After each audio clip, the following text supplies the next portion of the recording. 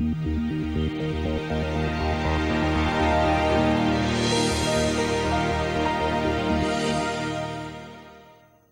in the last 25 years, China has undergone a dramatic transformation. We all know this. But Howie Snyder, he has personally witnessed much of that transformation through his friendship with the Chinese people. 麦当劳的阿姨来带咱们玩一些游戏，好不好？ Now, the American filmmaker has long worked and lived in China, and his latest project is a documentary called My Beijing Birthday. It chronicles the lives of Chinese children who studied stand-up comedy with Snyder over a decade ago, and then they reunited later as adults. Now, Howie Snyder joins us now live from Beijing. And Howie, you went to, or I should say, back to Beijing, because you lived there in the 80s. You went back to Beijing in the 90s to study comedy with 8-year-old Chinese kids. Why? Well, I think kids, first of all, are always the most honest people anywhere in the world. And through this Chinese comedy, we could really get to see their lives. And so it was really, and also studying Chinese, or studying any foreign language, it's always the most fun and the most easy to study with kids. So 12 years ago, I found this comedy class and entered it and studied with these 6, 7, and 8-year-olds, and they became my best buddies here in Beijing. It sounds like child's play, but it's not. I mean, you are incidentally fluent in Mandarin Chinese, and what you studied, correct me if I'm wrong here, is crosstalk, or it's a unique form of Chinese stand-up. Just how difficult is it to learn? Well, in one way, the Chinese have been telling the same joke for the last 400 years, and just different iterations, different versions of it. So as long as you can memorize some of this stuff, you can learn the basics of Chinese comedy. And then this comedy has been used to comment on society throughout the ages in China, and then today it's also used to give the people a little comic relief from the daily drudge of life that we can have sometimes here in Beijing. Now, the children who you study with in the class, they're so-called little emperors. They're part of, I guess, a result of China's only child policy. Perception out there that this is a coddled, spoiled generation, that this is the biggest me generation the world has ever seen. Is that a fair assessment of these kids?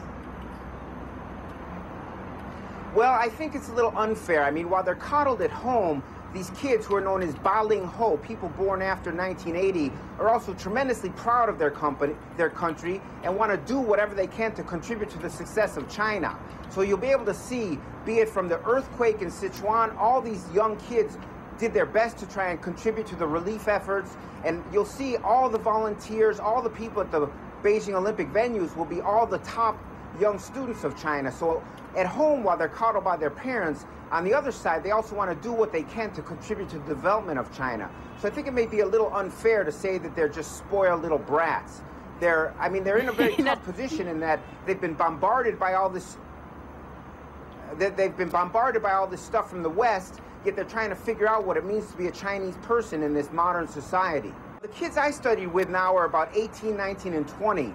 So they're like kids anywhere. Most of them are going to college, and they're trying to figure out how to get a good job and things like that. One kid, however, because he can, he's kind of figured out that he can't really make a living in China. One kid actually wants to go to Africa, and where there's a lot of Chinese development, and try and make his fortune overseas. So they're just like 18, 19-year-old young adults anywhere in the world. They're trying to figure out their way, figure out what they want to do in life, figure out their career. And in China, like anywhere, but maybe more here since there's so many people and it's so competitive, a lot of them have to go overseas or find other ways to try and advance in society. You're launching this movie just as the Olympic Games in Beijing are set to kick off in August. I just want to ask, your thoughts about the Olympics in China. Do you think the Games will change China, or is it just merely holding up a mirror to a China that's already been changing for quite some time? Well, I think it's going to give the Chinese more confidence. This is kind of their coming out party to the world.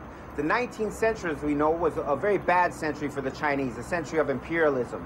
The 20th century, Mao Zedong came and they had a communist revolution, and as Mao said, the Chinese people are now standing up in the world. But the 20th century was fraught with a lot of political infighting. now China's finally becoming, or on the path to becoming, I guess what you could call a normal country. So I think they're going to feel tremendously proud and use this opportunity to show the world how modern and how positive they've become. So while China's, it's going to be an incremental change, but this is going to give a boost to their self-confidence and their place in the world. Because whether we like it or not, China, as Napoleon said 2 centuries ago, when it wakes, it's going to shake the world. And now China's having an impact on all of our lives, be it in the economic field, in the quest for resources, or even in the arts and entertainment business. So I think the Olympics is really just going to signal to the world that China's on the world stage, and that people are going to have to learn to deal with China on its own terms. I think a lot of things in the past, people have judged China or looked at China as a threat. But I don't really think that's fair. And with my movie, it's really kind of a lighthearted, entertaining approach at looking what's going on in Beijing today. So I think the Olympics, as I said, will just kind of signify that China's here to stay. And I hope the people out there in the world can look at China with more of an open heart and just try and learn more about the culture and the people before rushing to judge what China is. Gotcha, Howie. Thank you very much. And I guess that's exactly what you're trying to accomplish with your movie. My Beijing Birthday, which just came out. Howie Snyder joining us live from Beijing. Thank you. Certainly a passionate advocate for the new China, an articulate one too. Yeah. Interesting chat.